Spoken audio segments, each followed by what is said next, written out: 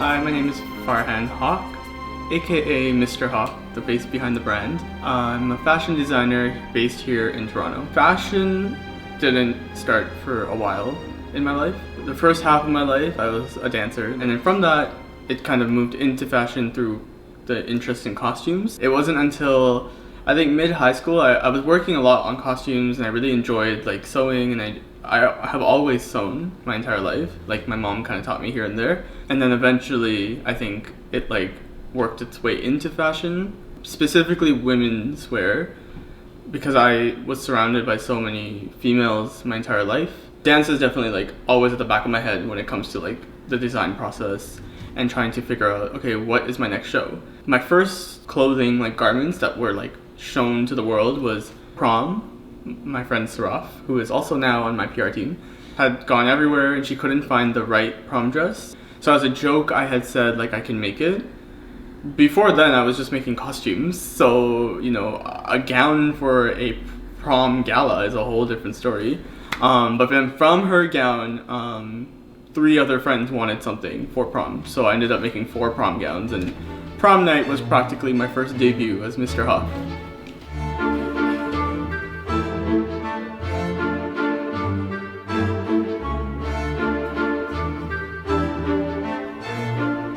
So this is the Mr. Haque studio. It's a little home studio in my parents' house.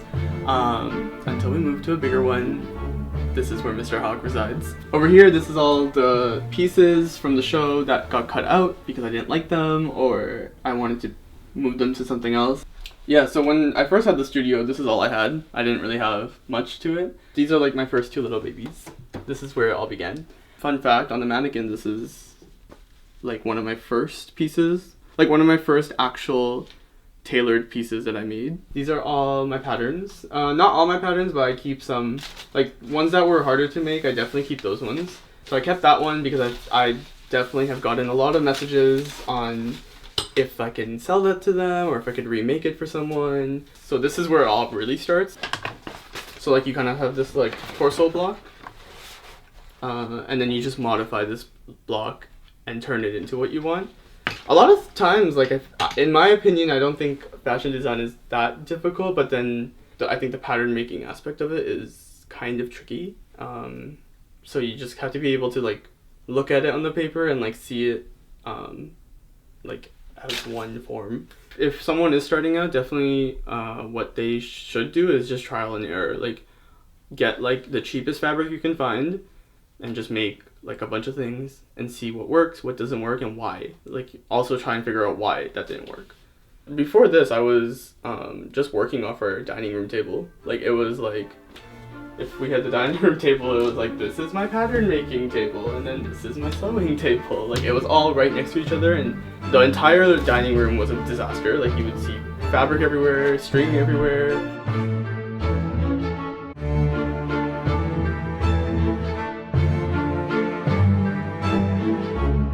Originally, I hadn't decided like, oh, fashion school is where I want to go. It was originally I'm gonna go to school for costume design for stage productions because that's all I was doing. I think I woke up one day and I was like, why am I like? Because I realized I liked costume design, but then it was like I would rather see something going down the runway. And then I ended up getting into Toronto Film School and I went with them. I usually say this to like a lot of people who ask like, should I go to school for fashion design? Like, yes, because there's so much knowledge that you learn from your profs that you can't get out of a textbook, you can't get out of an online class. And I became a better designer for it. Like my work from before school to now is like completely different. This is my new baby. This is very important in the studio. Also, it's nice because it's like a little corner of the studio, so it's just like, this is where everything happens, like where all the sewing happens. It was very important to have this spot like just peaceful and like calm, because I do go a little crazy sometimes when I'm sewing if something's not going the way I want it. So this is a industrial juki. So this is like something like I think every fashion student aspires for at some point in their life, where you want that industrial level machine. Another big part is like when I'm sitting here and I'm sewing for hours on end, and it's like 5 a.m. in the morning, and just knowing when I have to stop, because at some point the quality of the work just goes down. Like you just stop working as efficiently as you could. Definitely like turning on the machine is like almost like, because the sound of the vibration like fills the whole room. So it's almost like, I don't know, like when a rocket is like starting and it's about to blast off. So it just makes me get in the mood to start sewing and to start working.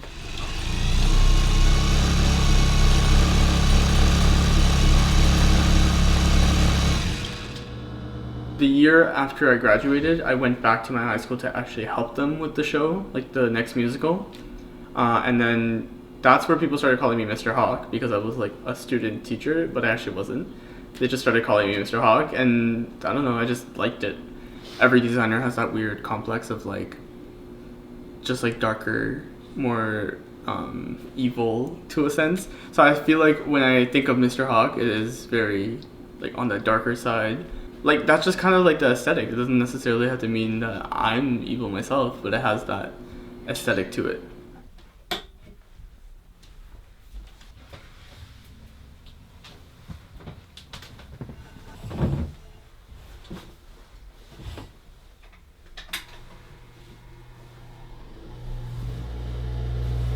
So Red Swan, because of my dance background, and then because of this whole like personality thing, where it's like Farhan and Mr. Haque, and whether it's evil or not, and with a combination of all like the women who have been in my life since I was younger, I was like, okay, what do I do to like, my first collection has to be me, like it has to really be me, so how do I present that properly? So what better way to represent dance than to bring in ballet? So it was very heavily inspired by Swan Lake and Black Swan.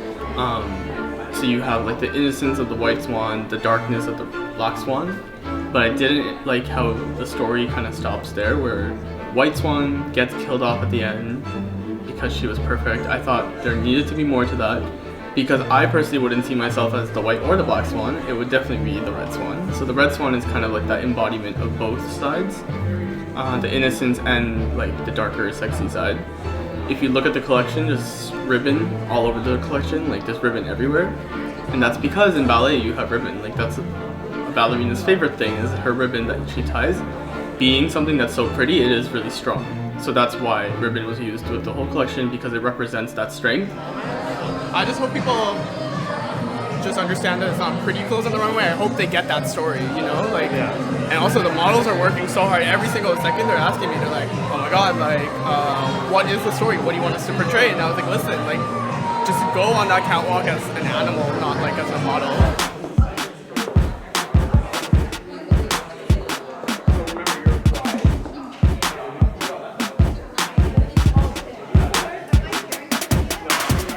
So starting the show, you start with sketches. You start to figure out, like, hey, what do I want to show? What silhouettes do I want? And I think it was really important to somehow progress the show, so you have White Swan, Black Swan, and Red Swan. So at first it was trying to brainstorm, what does the White Swan look like? What does the Red Swan look like? What does the Black Swan? Without making them look like the ballet. Like, I didn't want them to look like the ballet. They're inspired by the story of the ballet. So that was really important. So it was like sketching first, and then figuring out like, okay, what fabrics do I want to use? Then we start making the patterns, which takes forever because the pattern turns into a muslin, and then you fit the muslin to see, okay, what works, what doesn't work. And that's when you can actually physically see it in front of you. Then we start making it out of the real fabric, and then sometimes even like I've made it in the actual fabric and hated it and cut it out completely from the show.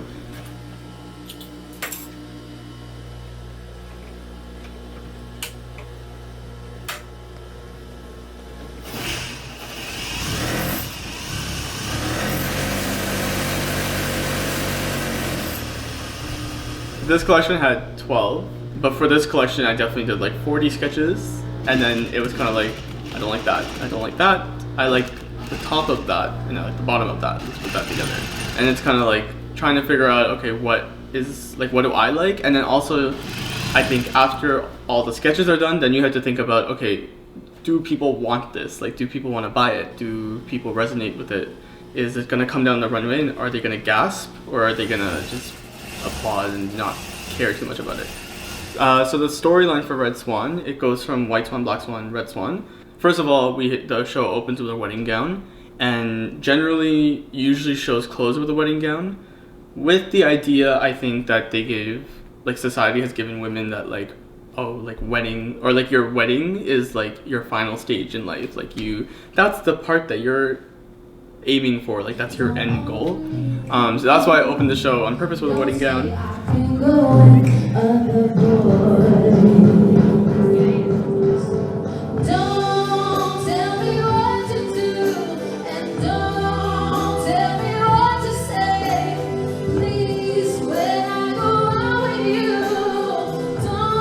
And then as you see the White Swan progress, you have like a little bit of sparkles in the second look to give it a little more glam. And then we have the Black Swan kind of seeping in for the third and the fourth look.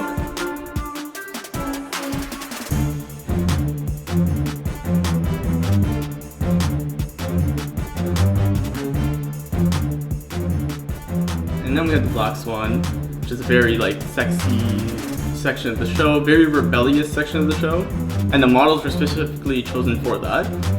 One of the models, Marina, she came for her fitting, and halfway through her fitting she asked if she can go out for a smoke, and then I was like, wait, you smoke? And we had just decided, I was like, you're gonna smoke in the runway.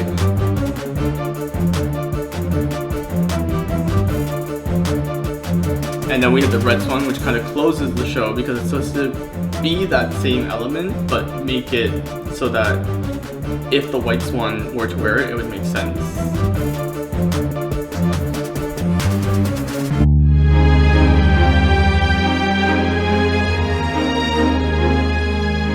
And then obviously like we have our finale look, which is this huge gown, and it's a really statement piece with feathers and leather, and just every element of the show just comes into the last look.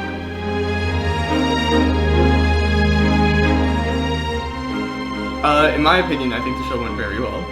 I'm still processing the fact that a show had happened, like it hasn't sunken in fully.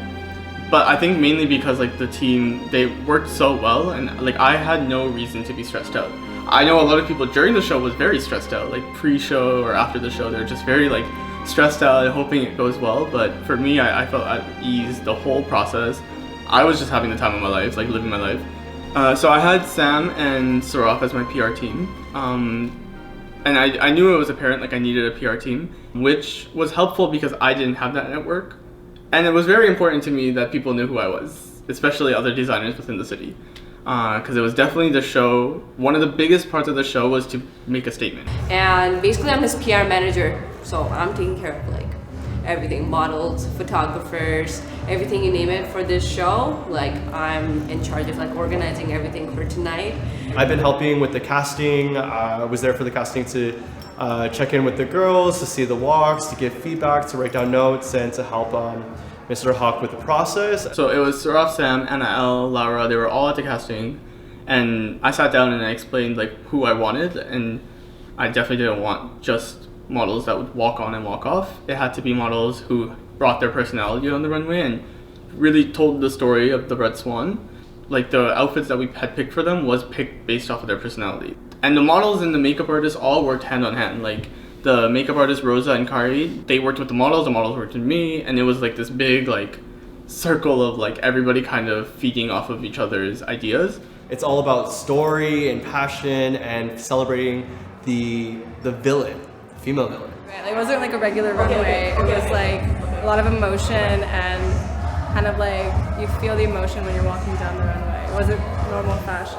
Beyond grateful to be a part of the Red Swan collection. It's really beautiful to see like him empower all of us, and he's just so passionate about what he does. My biggest concern was will people like it and will people understand it?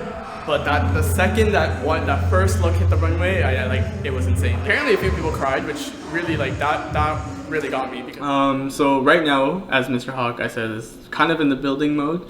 So right now I think it's just teaching people who I am, like teaching people like this is Mr. Haque. However, I do plan, hopefully even within the next year or so, like taking my show to New York and eventually get myself to Paris in some way, shape, or form.